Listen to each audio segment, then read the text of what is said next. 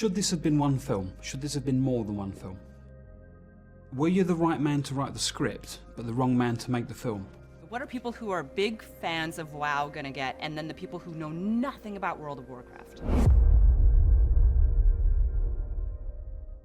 Before doing this video, I was a massive fan of the Warcraft film. I thought it was great, had awesome CGI, incredible storytelling, and fighting scenes that completely blew my mind.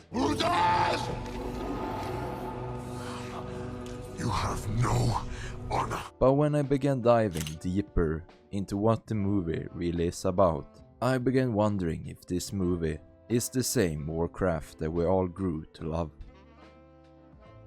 The Warcraft movie was a production of Legendary Pictures and Blizzard Entertainment, the game's developer. The script was written by Charles Levitt and Duncan Jones, who also directed the film. During development for the film, expectations were high, with fans hoping for several sequels and an extended edition. Warcraft was supposed to become a high fantasy spectacle that would revolutionize video game adaptations. But what we didn't know was how big of a disaster the movie would come out to be. According to the director Duncan Jones, in an exclusive interview, the movie took over 3 years to create and produce. So I've been working on the film for 3.5 years, and it's been a marathon. With long-term fans of the Warcraft series patiently waiting for its release, the trailer was eventually released, and the media didn't go easy on the movie. A Forbes article praises the trailer for its environment and high-quality CGI, but critiques the film for its contrast between the CGI-looking orcs and the real-life actors. Another article from PC Gamer, analyzing the trailer, complains that the interaction between CGI characters and live actors often look awkward and fake. He says, orcs. War solves everything. Then why is he here? Some scenes feel unfinished or visually inconsistent, and even go so personal to call out Baby Thrall as looking too much like Shrek. Even before the film's release, media outlets and critics were especially optimistic about the release of the Warcraft film, criticizing the art style, the inconsistent CGI, and the mix of CGI orcs and real humans. The biggest disappointment in the movie was for sure the change and inconsistencies in the Warcraft lore. Garona being half human, the battle between Gul'dan and Durotan, and Blackhand's death. It just all drives me insane to think that they did a movie on such a great game and then just completely changed the lore. Firstly, let's talk about Blackhand's death. In the original story, Blackhand was actually killed by Ogrim Doomhammer, who challenged him to a Makara. However, in the 2016 Warcraft movie, Blackhand was killed by Anduin Lothar in a duel, which is just completely absurd. Like, I get that they wanted to build up Anduin's character to make the film more interesting, but an error like that is just a punch in the face towards all the Warcraft fans. In the film, Durotan fights Gul'dan directly in a Makara, another inconsistency in the lore, because in reality, Durotan was banished by Gul'dan and later ambushed and murdered by his assassins, alongside his wife Draka. And while I can understand why Duncan Jones chose to rewrite the script to not complicate things, it still doesn't make any sense at all. In the game lore, Garona is half orc, half Draenei. The movie changes her to half orc, half human to simplify the story. Duncan Jones says that her race was changed mostly because they wanted Draenei to stay on Draenor and not involve them too much in the story. Well, Draenei do exist in our universe, but they are pretty much restricted to the very start of the movie, and it's more about, you know, their place in Draenor. And since she plays such a central role, negotiating peace between the orcs and the Alliance, making her a human would make more sense. So for us, the character of Garona, she tries to find a home in both, and obviously you know the results of where she ends up. The character Calen Lothar does not exist in the canon lore. Ogrim Doomhammer is a member of the Blackrock clan in the original lore, but the movie places him within the Frostwolf clan. While the changes were largely made, to compress decades of lore into a 2-hour film. Why even make a film about a franchise if you're not even going to get the facts straight? If you don't know anything about Warcraft, don't go looking into it too much. Let me kind of give you a tour of it. No! God, please, no! No! No! The Warcraft movie plays out during the beginning of the First War, during the first invasion of Azeroth. There has been a war between orcs and humans for as long as can be remembered. Apart from the vague lore, the film itself and the scenes were in my opinion really entertaining to watch. Following both Durotan and Anduin gave us this wide perspective of why the orcs had to fight in the war, and why the two sides were so separated during the release of the original game. The scenes were just amazing to watch, from seeing Gul'dan just draining thousands of living souls in seconds, to seeing Anduin absolutely destroying the mediocre orcs in the woods. From a perspective of just pure chaos and action, I think they did a brilliant job in showcasing that in the movie. Like when the orcs ambushed their secret peace negotiation, leading to a battle for life and death that resulted in the death of Anduin's son, Callan.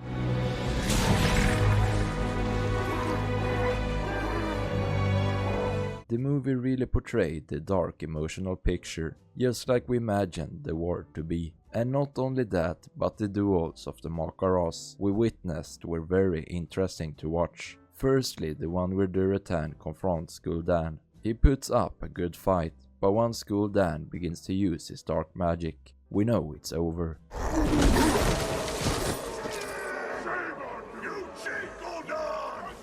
But they portrayed the orcs really well when it comes to them being barbaric, scary and ruthless, but at the same time showing their defining trait, respect and honor. Once Gul'dan finds out that he doesn't have time for the battle and tries to end it, the orcs stand their ground, respecting their tradition, showing that no matter what, they will never let someone interfere with their traditions. I have no time for this! Blackhand! This is a Makara. You will respect our tradition.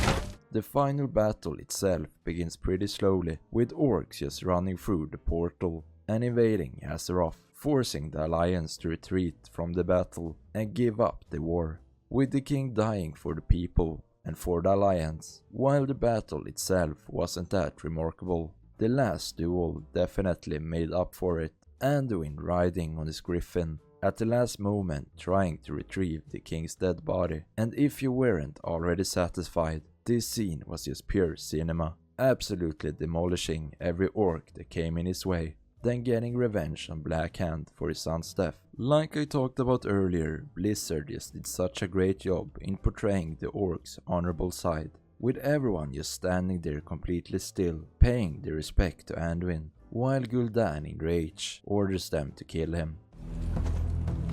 Kill him!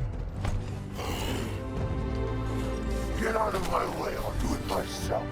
Despite the film going completely off track from the original lore, I must say that the producers at least did a good job in writing the story. The twists were unpredictable, Anduin falling in love with Garona, the death of Callan, and Garona killing the king in order to continue fighting for peace. They built up the story in a way that made it enjoyable to watch, but in a way that just wasn't Warcraft. Also, another big thing for me was the movie followed many different characters, compared to the Lord of the Rings, where we actually have a main character to root for, and a clear bad side. Warcraft follows many different stories, too many different perspectives, which makes the story hard to follow.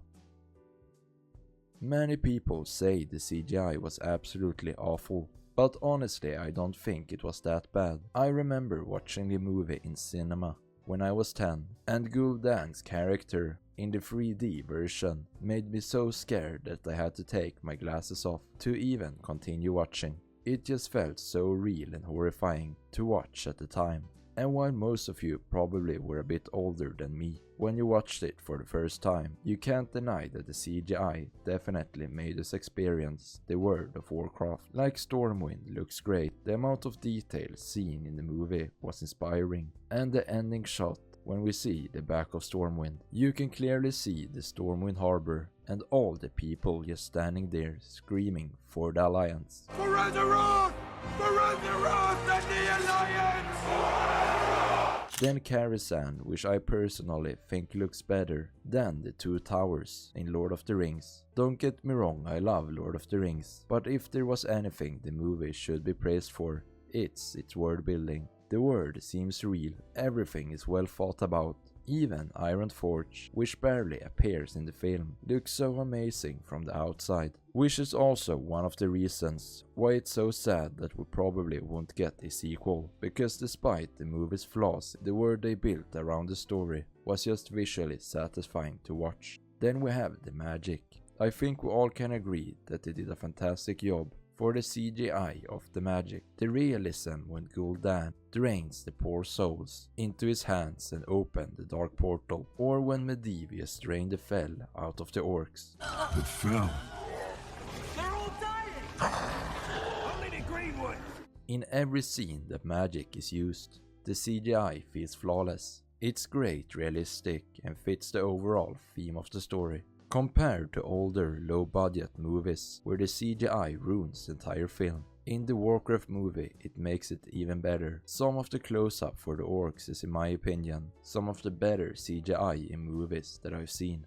But why do people criticize the CGI then? The humans and environments often feel photographed one way, while the CGI characters feel rendered another way. The green orcs look like green blobs of clay, especially from far away. They just don't look photorealistic, which is what they should be aiming for when making a live-action film. Some of the quick cinematic shots from the sky, like when the Horde invades their villages, look childish and probably would have fitted better in a mobile game. So apart from people just hating on the art style itself, I can still see the flaws in the CGI. The CGI in Warcraft was often criticized for looking too artificial and video game-like rather than fully realistic. Many people felt the orcs and the digital environments did not blend naturally with the live-action actors because of inconsistent lighting and compositing. The close-up shots of the orcs were usually praised for their detail and facial animation, but wider shots often looked less convincing. Some people also thought the glossy textures and colorful fantasy art style made the film feel less grounded and believable. The characters themselves weren't bad. Without diving too deep into the lore of the actual game, on the orc side the film follows Durotan, a character voiced by the actor Toby Kebbell. Durotan is an honored war chief, driven by respect and principles. From saving Blackhand from fell magic, Who dare interrupt this judgment? We fought hard! To challenging Gul'dan in a Mockara, he is the leader who stands on business, and in my opinion creates a great example of what the orcs really are. Barbaric, violent creatures, but driven by honor and respect, all the way to their death. Anduin Lothar, played by Travis Fimmel, a character that just gives me goosebumps talking about. Something that the film producers did incredibly well was portraying the picture of Anduin as a badass, fearless hero. Like every scene he was in just made the film better. Firstly, the ambush in the forest, where he not only showed exceptional fighting, but how fearless and ruthless he could be. The death of his son really built up his character, making him grieve, but also turning a flame within him, waiting to be unleashed. And when he finally came to save the day, we knew that something epic was about to happen. They built up Anduin's hero arc in a very good way, which makes us want to follow his journey of what happens after. While many were disappointed that we didn't get Lich King as an antagonist, I think Gul'dan did a good job in taking his place. We'll bring you all of the Horde! Because the problem wasn't Gul'dan or the other characters. It was the lack of context and lore, and starting the series in the Third War would make the movie an even bigger flop. Gul'dan was a good villain in a way that he was absolutely terrifying, something that I think the CGI did a great job in showcasing. He had no moral boundaries. Despite being the leader, he didn't respect the orcs' traditions at all. Among all the chaos of who the story follows and who the main character is, one thing was clear, that Gul'dan was the big bad guy who tried to destroy our world. He was perfect in a way that he has shown no emotional traits, only doing what he felt like. And since he was so powerful, no one even dared to stop him, while many fans criticized that Black Hand wasn't the main leader, driving the war to its beginning, and Gul'dan not controlling him from the shadows. I think Gul'dan's public presence was essential to really show who the bad guy was, because while Black Hand was a good character in the movie, he just wasn't good enough to be the main antagonist. He showed too much compassion, which from a viewer perspective made us respect him, so Gul'dan was the only character who we really knew where he stood. In the movie itself, Corona was an essential, well-written character, outside of the fact that she was half human, and for some reason they made her fall in love with Anduin, which completely doesn't make sense. If you loved me, why'd you leave me? But she was the centerpiece brought to the story to make peace between the Horde and Alliance. I also like how her scenes make it pretty clear the orcs have a separate language, which adds to the realism of the film. And then the ending when she stabs the king to possibly negotiate peace between the factions in the future. Your killing me is the only hope we have for peace. Bring peace between orcs and humans.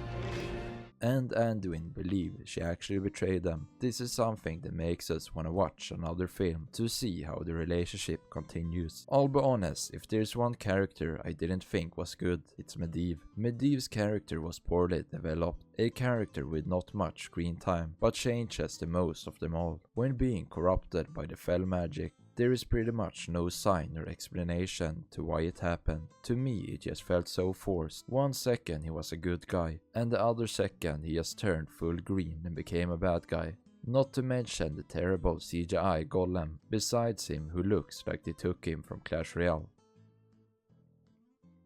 The biggest issue with Warcraft was how they were going to fit over 30 years of lore into one movie.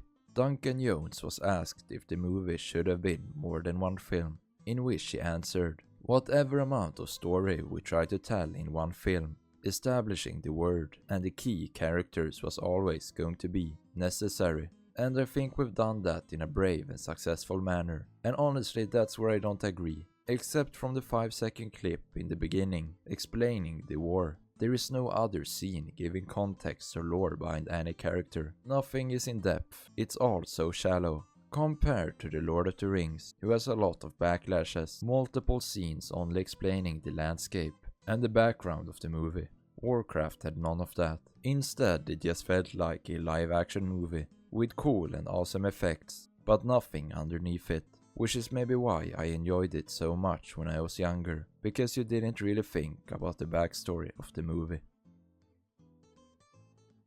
Just like Lord of the Rings, Warcraft was supposed to feature an extended edition, with funny scenes and more in-depth lore for the fans. One example is Garona's backstory. In the film we don't learn anything about it, like why Garona is half human, half orc, why she was enslaved, but also how she ended up on Draenor. But according to Duncan Jones, this was something that was cut out of the film at the last minute and was instead going to be explained in the extended edition. She is someone who is an outcast in both cultures, and she tries to find a home in both. Honestly, it won't take a sequel. It's in the extended edition, and it was in the cut until we got closer to the film coming out. It's actually sad that we never got an extended edition of the film, because there were actually some really entertaining scenes that were cut down. In one scene, Durotan proves Black Hand wrong and literally kills another orc in just a second to prove a point. Join the war, man. You die,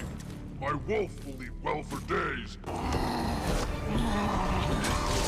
Then there's a campfire scene where we get some context to why Black Hand doesn't want Gul'dan's fell magic, but says that he respects him. A warrior is not made with magic, he is forged in battle. And then the scene ends by Grommash Hellscream showing off the strength he gained from the Dark Fell, only to get mocked by the rest of the group. Why be strong enough when there is stronger still? Yo, greed. I think it's such a waste that they never added these scenes to the movie, because in reality some of these scenes are exactly what Warcraft needed. More context and more conversation, they reveal more of the characters than just the color of their skin.